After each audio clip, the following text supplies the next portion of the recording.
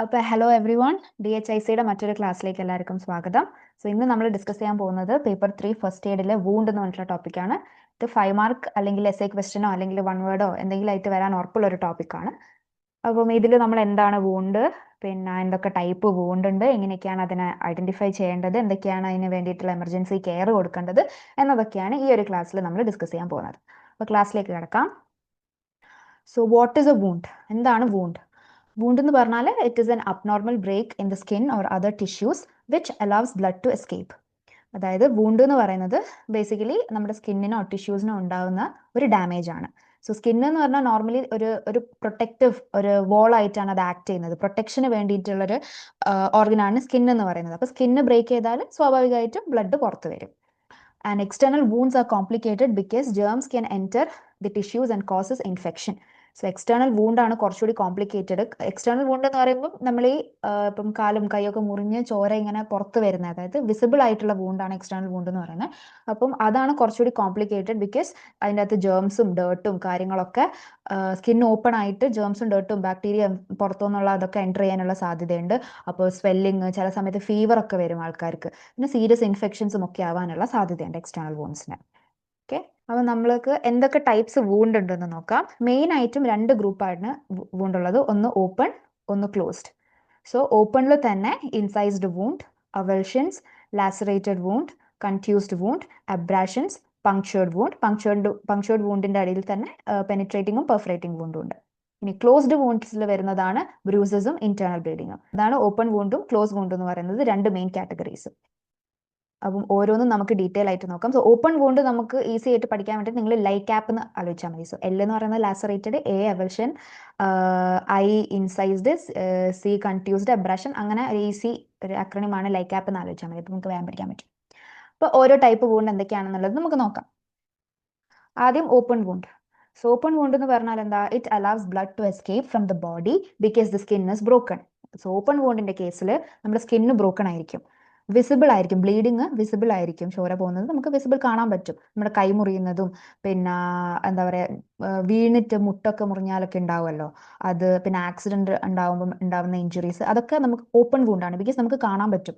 ആ ബ്ലഡ് പോകുന്നത്, ബ്ലീഡിങ് പോകുന്നത് നമുക്ക് കാണാൻ പറ്റും, വിസിബിൾ ആണ്, ആൻഡ് സ്കിൻ ഇസ് ബ്രോക്കൺ ഈ ഒരു കേസിൽ. സോ ഓപ്പൺ വൂണ്ടിൽ വരുന്ന എന്തൊക്കെയായിരുന്നു? ലൈക്യാപ്പ് ആലോചിക്കണേ, മറന്നുപോകത്ത്. ഓക്കെ, അതിനകത്ത് ഫസ്റ്റ് വൺ ആണ് ഇൻസൈസ്ഡ് വൂണ്ട്. ഇൻസൈസ്ഡ് വൂണ്ട് എന്ന് പറഞ്ഞാൽ these are sharp even cuts, bleed freely, caused when blood vessels and tissues are severe, caused by sharp instruments like knife, razor, blade ഒക്കെ. അതായത് കത്തി കൊണ്ടും അതേപോലെ തന്നെ ബ്ലേഡ് കൊണ്ടും റേസർ കൊണ്ടൊക്കെ മുറിഞ്ഞാൽ ഉണ്ടാവുന്ന വൂണ്ടാണ് ഇൻസൈസ്ഡ് വൂണ്ട് എന്ന് പറയുന്നത്. ഇവിടെ ഭയങ്കര ക്ലീൻ ആൻഡ് സ്ട്രെയിറ്റ് ആയിരിക്കും വൂണ്ട് എന്ന് പറയുന്നത്. കണ്ടോ, ഇതിൽ കാണുന്നില്ല, ഭയങ്കര സ്ട്രെയിറ്റ് ആയിരിക്കും വൂണ്ട് എന്ന് പറയുന്നത്.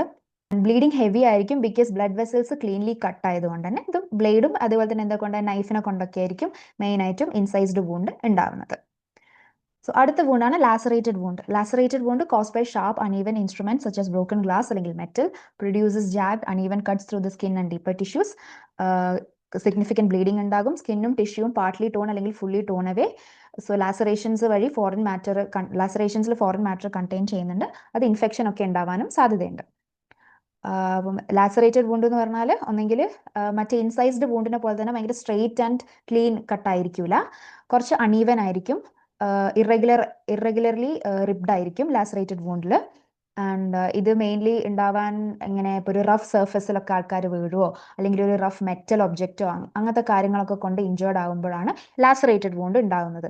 ഈ ലാസറേറ്റഡ് വൂണ്ട് എന്ന് പറഞ്ഞാൽ നല്ല രീതിയിൽ ഹെവിലി ബ്ലീഡ് ചെയ്യും, ആൻഡ് അതിൽ ഡേർട്ടും ബാക്ടീരിയ ഒക്കെ ഉണ്ടാവാൻ സാധ്യതയുണ്ട്. അതുകൊണ്ട് തന്നെ ഇൻഫെക്ഷനും വെരി ഹൈ ആയിരിക്കും.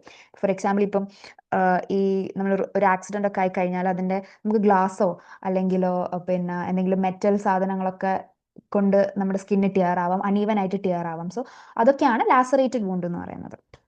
ആൻഡ് അടുത്ത വൂണ്ടാണ് പങ്ക്ചേർഡ് വൂണ്ട്. പങ്ക്ചേർഡ് വൂണ്ട് എന്ന് പറയുന്നത് it caused by a stab from a pointed object, നെയിലോ നൈഫോ ബുള്ളറ്റോ സ്വോർഡ് ഒക്കെ. The wound opening may appear small but the damage എന്ന് പറയുന്നത് ഡീപ്പായിരിക്കും. It goes straight through tissues. Internal organs injured ആവാം. രണ്ട് ടൈപ്പ് ഉണ്ട്, പെനിട്രേറ്റിംഗും പെർഫറേറ്റിംഗും. സോ പങ്ക്ചേർഡ് എന്ന് പറഞ്ഞാൽ ഈ പോയിന്റഡ് ആയിട്ടുള്ള ഒബ്ജക്ട്സ് കാരണം ആണിയൊക്കെ തെറിച്ചാൽ ഉണ്ടാവില്ലേ, അപ്പം അതാണ് പങ്ക്ചേർഡ് വൂണ്ട് എന്ന് പറയുന്നത്. പുറത്തുനിന്ന് നോക്കിയാൽ ഹോൾ ഭയങ്കര സ്മോൾ ആയിട്ടൊക്കെ ആയിരിക്കും, ആ ഒരു പങ്ക്ചറിങ് ആ വൂണ്ട് എന്ന് വെച്ചാൽ ഭയങ്കര സ്മോൾ ആയിട്ട് തോന്നും, പക്ഷേങ്കിൽ ഇഞ്ചുറി ഭയങ്കര ഡീപ്പ് ആവാൻ സാധ്യതയുണ്ട്. അതുകൊണ്ട് തന്നെ അത് ഭയങ്കര ഡേഞ്ചറസ് ആണ്, ബിക്കോസ് ജേംസിനൊക്കെ ഉള്ളിലോട്ട് പോകാനും ഇന്റേണൽ ടിഷ്യൂസ് ഒക്കെ ഡാമേജ് ആവാനും ഒക്കെ സാധ്യതയുണ്ട്. സോ 2 ടൈപ്പ് ഏതൊക്കെയാണ്? പെനിട്രേറ്റിംഗും പെർഫറേറ്റിംഗും. സോ പെനിട്രേറ്റിംഗ് എന്ന് പറഞ്ഞാൽ ഇതാണ്, only entrance wound is visible, depth may vary, both ഇന്റേണലും എക്സ്റ്റേണലും ബ്ലീഡിംഗും ഉണ്ടാകാം. ഒബ്ജക്ട്സ് ഏതൊക്കെയാ? Splinters, nails, thorns. ഇത് കണ്ടോ, ഈ ആണിയൊക്കെ കൊണ്ടാലോ അല്ലെങ്കിൽ എന്തെങ്കിലും പിന്നൊക്കെ കൊണ്ടാലൊക്കെ ഉണ്ടാവുന്നതാണ് പെനിട്രേറ്റിംഗ് വൂണ്ട് എന്ന് പറയുന്നത്. പുറത്തുനിന്ന് നോക്കിയാൽ വലിയ എന്താ പറയുക, ഭയങ്കര വലിയ മുറിവ് പോലെ ഒന്നും തോന്നില്ല, പക്ഷേ ഉള്ളിലോട്ട് കയറിയിട്ടൊക്കെ ഉണ്ടാകും. ചിലപ്പോൾ ഈ ആണി തുരുമ്പിച്ചതൊക്കെ ആയാൽ വേറെ ഇൻഫെക്ഷൻസും കാരണങ്ങളൊക്കെ ഉണ്ടാവാനുള്ള റിസ്ക് ഒക്കെ അധികമായിരിക്കും. ഇനി പെർഫറേറ്റിംഗ് വൂണ്ട് എന്ന് പറഞ്ഞാൽ ഈ ഗൺ ഷോട്ട് ഒക്കെ ഉണ്ടായാൽ ഉണ്ടാവുന്നതാണ് പെർഫറേറ്റിംഗ് വൂണ്ട് എന്ന് പറഞ്ഞാൽ. എൻട്രൻസ് വൂണ്ട് ഇതേപോലെ തന്നെ സ്മോളർ ആയിരിക്കും, ആൻഡ് ഇന്റേണൽ ഓർഗൻസും ബ്ലഡ് വെസൽസും മസിൽസും ഒക്കെ ഡാമേജ് ആവാൻ സാധ്യതയുണ്ട്, ബിക്കോസ് ബുള്ളറ്റ് ബോഡിയുടെ ഉള്ളിൽ കൂടെ ട്രാവൽ ചെയ്യുന്നത് കൊണ്ട്. സോ പെനിട്രേറ്റിംഗ് വൂണ്ട് എന്ന് പറഞ്ഞാൽ എന്താണ്? ആണിയൊക്കെ കൊണ്ടുണ്ടാകുന്നത്. പെർഫറേറ്റിംഗ് എന്ന് പറഞ്ഞാൽ ഗൺ ഷോട്ട് കൊണ്ടുണ്ടാകുന്ന വൂണ്ട്. സോ അത് രണ്ടും എന്തിൻ്റെയാണ്? പങ്ക്ചേർഡ് വൂണ്ടിന്റെ അടിയിൽ വരുന്നതാണ്. ഓക്കെ, ഇനി നെക്സ്റ്റ് അബ്രാഷൻ. അബ്രാഷൻ എന്ന് പറയുന്നത് it is a superficial wound ആണ്, കോസ്ഡ് ബൈ റബ്ബിംഗ് അല്ലെങ്കിൽ scraping. Outer layer skin layer is lost. ഇപ്പം നമ്മൾ കളിക്കുമ്പോഴൊക്കെ സ്പോർട്സ് എന്തെങ്കിലുമൊക്കെ കളിക്കുന്ന സമയത്ത് നമ്മൾ വീണാൽ നമ്മുടെ മുട്ടൊക്കെ നമ്മൾ പറയില്ലേ, ചെത്തിപ്പോവാന്ന് പറയുന്നില്ലേ, അതായത് പുറത്തെ തൊലി ഇങ്ങനെ പോകുന്ന ആ ഒരു അങ്ങനെ ഉണ്ടാവുന്ന വൂണ്ടാണ് അബ്രാഷൻ എന്ന് പറയുന്നത്. സോ ഒരു റഫ് സർഫസിലോ കാര്യങ്ങളിലൊക്കെ നമ്മൾ വീഴുമ്പോൾ ഉണ്ടാവുന്നതാണ്. അപ്പർ സ്കിൻ ലെയർ അവിടെ സ്ക്രാപ്പ് ചെയ്തു പോകും. ആൻഡ് ഇത് ഭയങ്കര പെയിൻഫുൾ ആണ്, ബിക്കോസ് നെർവ് ഒക്കെ നമ്മുടെ ഞരമ്പും കാര്യങ്ങളൊക്കെ എക്സ്പോസ്ഡ് ആവുന്നു. ബ്ലീഡിങ് കുറവായിരിക്കും, പക്ഷേങ്കിൽ ഇൻഫെക്ഷൻ്റെ ചാൻസസും ഭയങ്കര കൂടുതലായിരിക്കും, ബിക്കോസ് സർഫസ് സ്കിന്നിൻ്റെ പുറമേയുള്ള സർഫസ് അവിടെ ലോസ്റ്റ് ആവും അല്ലെങ്കിൽ ഒരു ഡാമേജ് ആവുന്നത് കൊണ്ട് തന്നെ ഇൻഫെക്ഷനും ഭയങ്കര സാധ്യത, റിസ്ക് കൂടുതലായിരിക്കും. ഇനി അടുത്തത് അവൽഷൻ ആണ്. അവൽഷൻ എന്ന് പറഞ്ഞാൽ it involves tearing loose of a flap of skin. Flap may remain hanging or be torn off completely. Avulsions can involve any body area that is severed or torn away. Most common amputated parts, fingers, toes, hands, forearms ഒക്കെയാണ്. So avulsion എന്ന് പറഞ്ഞാൽ ഇവിടെ എന്ത് സംഭവിക്കുന്നു പറഞ്ഞാൽ നമ്മുടെ ഒരു body part അവിടെ ടോൺ അവേ, അതായത് മുറിഞ്ഞു പോകുന്ന ഒരു സിറ്റുവേഷൻ. അപ്പോൾ ഈ മുറിഞ്ഞു പോയ ആ ഒരു ബോഡി പാർട്ട് അവിടെ ഒന്നുകിൽ അത് കംപ്ലീറ്റ്ലി ടോൺ ഓഫ്, അത് ഫുള്ളായിട്ട് മുറിഞ്ഞു പോകും, അല്ലെങ്കിൽ ചില സമയത്ത് അത് അവിടെ ഹാങ് ചെയ്ത് കിടക്കുന്നുണ്ടാകും. സോ ഇത് ഭയങ്കര സീരിയസ് ആയിട്ടുള്ളൊരു ഓപ്പൺ വൂണ്ടാണ്. ഇപ്പോൾ ഫോർ എക്സാമ്പിൾ ഈ ഫാക്ടറിയിലൊക്കെ വർക്ക് ചെയ്യുന്ന ആൾക്കാർക്ക് അങ്ങനെ ഉണ്ടാവുന്ന ആക്സിഡൻസ് ഒക്കെ കാരണം ഈ ഫിംഗേഴ്സോ അല്ലെങ്കിൽ സ്കിൻ ഫ്ലാപ്സ് ഒക്കെ ഇങ്ങനെ പുറത്ത് വരുന്ന ഒരു അവസ്ഥ, അല്ലെങ്കിൽ മുറിഞ്ഞു പോകുന്ന ഒരു അവസ്ഥ ഉണ്ടാകുന്നത്. അപ്പം അങ്ങനത്തെ ആക്സിഡൻസിലാണ് മെയിനായിട്ടും അവൽഷൻസ് ഉണ്ടാവുക.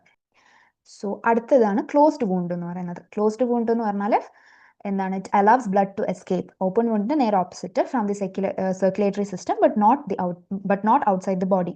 In these wounds the skin remains unbroken.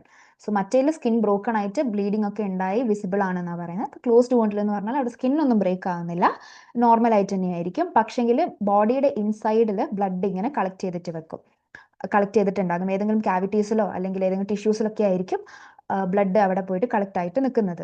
ഈ വൂണ്ട് ഡേഞ്ചറസ് ആണ്, ബിക്കോസ് നമുക്ക് ബ്ലീഡിങ് കാണാൻ പറ്റില്ല, പക്ഷേ അതുകൊണ്ട് തന്നെ അതിൻ്റെ എത്രത്തോളം അത് സിവിയർ ആണെന്ന് നമുക്ക് മനസ്സിലാവില്ല, ശ്രദ്ധിക്കാണ്ടൊക്കെ പോകാനുള്ള ചാൻസസ് ഉണ്ട്. അതാണ് ക്ലോസ്ഡ് വൂണ്ട് എന്ന് പറയുന്നത്. അതിനകത്ത് വരുന്നതാണ് ബ്രൂസസ്. സോ ബ്രൂസസ് എന്ന് പറഞ്ഞാൽ അല്ലെങ്കിൽ കൺഫ്യൂഷൻ.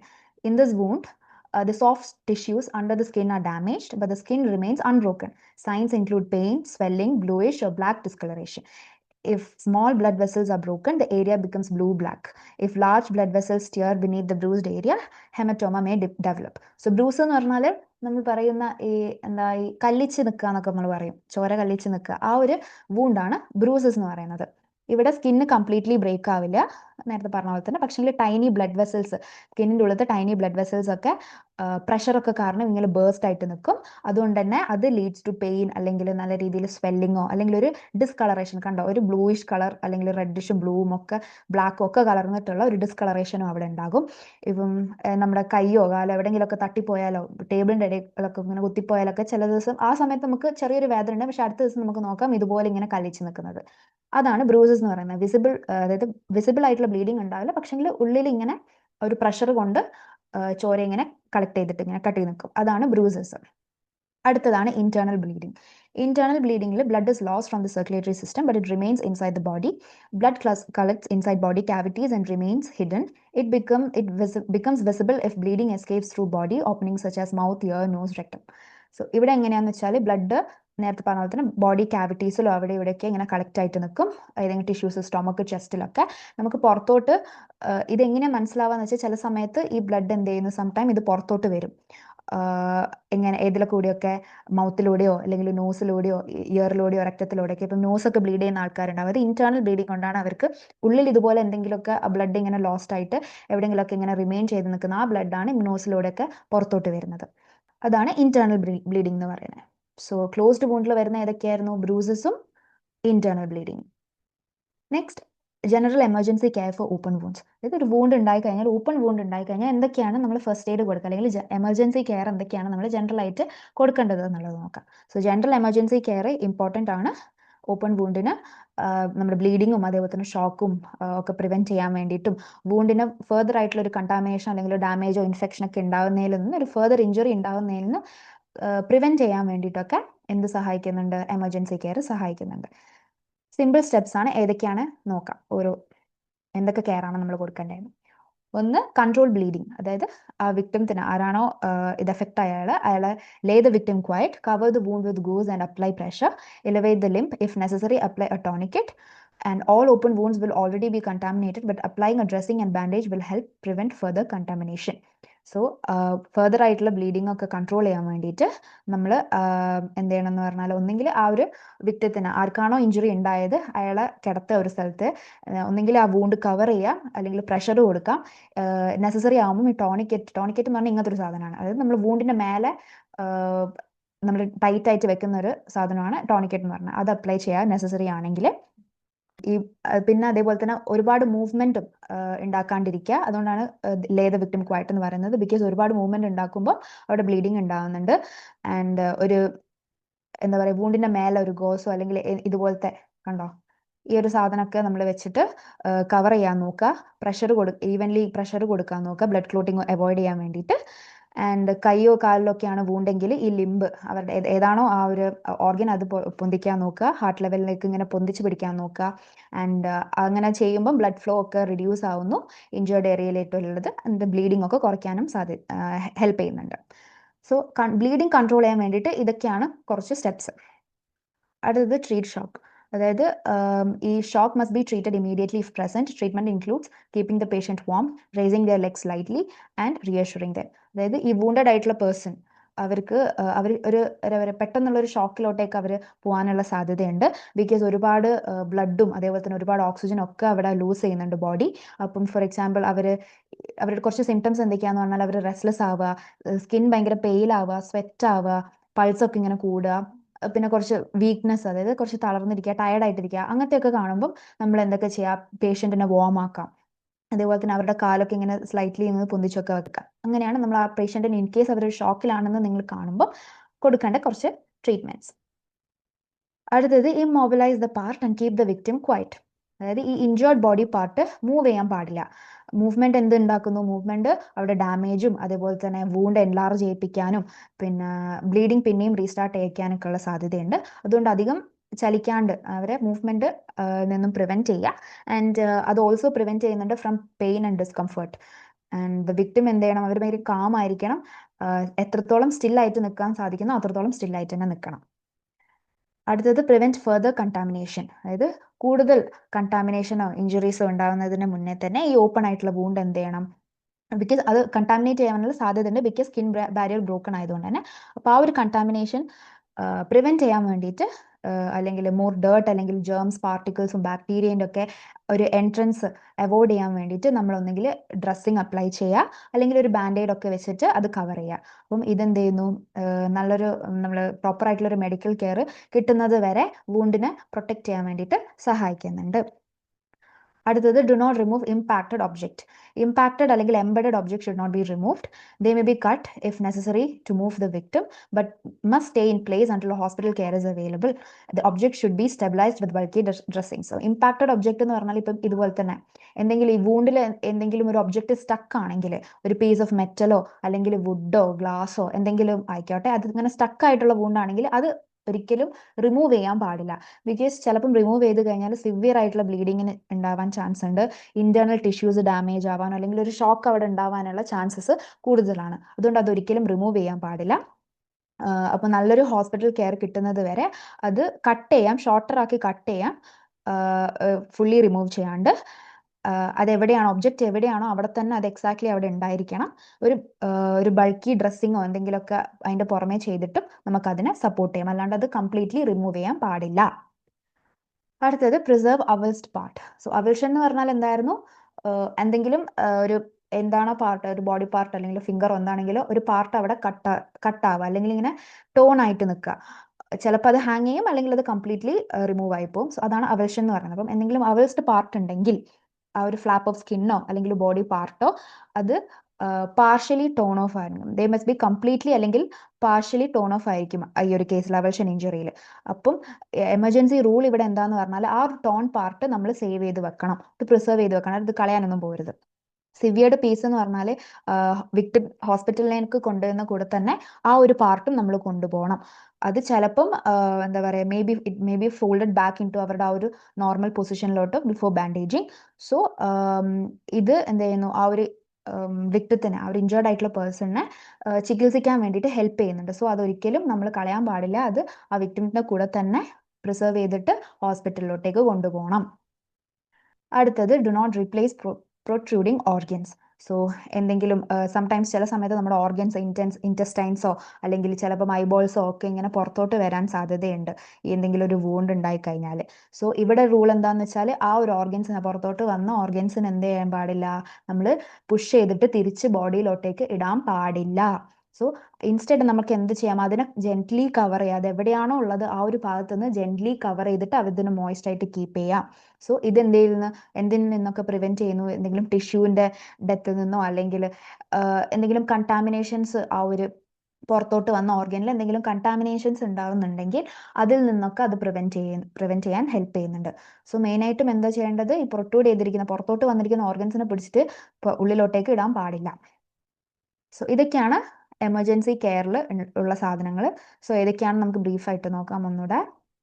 ഒന്ന്, ബ്ലീഡിങ് സ്റ്റോപ്പ് ചെയ്യാൻ വേണ്ടിയിട്ട് ഒന്നെങ്കിൽ പ്രഷർ കൊടുക്കുക, അല്ലെങ്കിൽ ടോണിക്കറ്റ് ഒക്കെ ഉണ്ടെങ്കിൽ അത് കൊടുക്കുക ആൻഡ് എലവേറ്റ് ചെയ്ത് വെക്കുക. ഷോക്ക് ഉണ്ടെങ്കിൽ നമ്മൾ ആൾക്ക് ഒരു വോംത്ത് കൊടുക്കുക, കാമാക്കാം അയാളെ. പിന്നെ ഏതാണോ പാർട്ട്, ആ പാർട്ട് ഇഞ്ചുറി ഉണ്ടായ പാർട്ട് അത് ഇമ്മൊബിലൈസ് ചെയ്യുക, സ്റ്റില്ലായിട്ട് വെക്കുക, മൂവ്മെന്റ് ഒക്കെ കുറയ്ക്കുക. പിന്നെ എന്താ, ഇൻഫെക്ഷൻസ് ഒക്കെ പ്രിവെന്റ് ചെയ്യാൻ വേണ്ടിയിട്ട് നമ്മൾ ഡ്രസ്സിങ്ങോ അല്ലെങ്കിൽ ബാൻഡേജ് ഒക്കെ കൊടുക്കുക. പിന്നെ സ്റ്റക്കായിട്ട് ഏതെങ്കിലും ഒബ്ജക്റ്റ് ആ ഒരു വൂണ്ടിലുണ്ടെങ്കിൽ അത് റിമൂവ് ചെയ്യാൻ പാടില്ല. ആൻഡ് ടോൺ ആയിട്ടുള്ള അവൾഷൻസ് ഉണ്ടാവുമ്പം ടോൺ ആയിട്ടുള്ള ആ പാർട്ട് നമ്മൾ പ്രിസർവ് ചെയ്യണം. പിന്നെ ഏതെങ്കിലും ഓർഗൻസ് ഒക്കെ പുറത്തോട്ട് വന്നിട്ടുണ്ടെങ്കിൽ അതിനെ പിടിച്ച് ഉള്ളിലോട്ടേക്ക് ഇടാനും പാടില്ല. സോ ഇതൊക്കെയാണ് എമർജൻസി കെയറിൽ വരുന്നത്. സോ നമ്മൾ എന്തൊക്കെയാണ് നോക്കിയത്, എന്താണ് വൂണ്ട് എന്ന് നോക്കി, രണ്ട് ടൈപ്പ് വൂണ്ട് ഉണ്ട്, ഒന്ന് ഓപ്പൺ വൂണ്ട് ഉണ്ട്, ഒന്ന് ക്ലോസ്ഡ് വൂണ്ട് ഉണ്ട്. ഓപ്പൺ വൂണ്ടിൽ ഏതൊക്കെയാണ് വൂണ്ട്സ് എന്നുള്ളത് നോക്കി, ആൻഡ് ക്ലോസ്ഡ് വൂണ്ട്സിലും ഏതൊക്കെയാണ് ബ്രൂസസും ഉണ്ട്, ഇന്റേണൽ ബ്ലീഡിങ്ങും ഉണ്ട്. എന്നിട്ട് എമർജൻസി കെയർ ഏതൊക്കെയാണ്, നമ്മൾ എന്തൊക്കെയാണ് ഒരു ഓപ്പൺ വൂണ്ട് ഉണ്ടാവുമ്പോൾ കൊടുക്കേണ്ട ഫസ്റ്റ് എയ്ഡ് അല്ലെങ്കിൽ എന്തൊക്കെയാണ് എമർജൻസി കെയർ എന്നുള്ളതും നമ്മൾ നോക്കി. സോ അത്രയേ ഉള്ളൂ ഈ ഒരു ക്ലാസ്സിൽ നമ്മൾ ഡിസ്കസ് ചെയ്യാനുള്ളത്. ഇനി അടുത്ത ക്ലാസ്സിൽ മറ്റൊരു ടോപ്പിക്കുമായിട്ട് കാണുന്നതായിരിക്കും. എല്ലാവർക്കും ഗുഡ് ബൈ. എല്ലാവരും പഠിക്കുക, സിമ്പിൾ ടോപ്പിക്കാണ്. So by.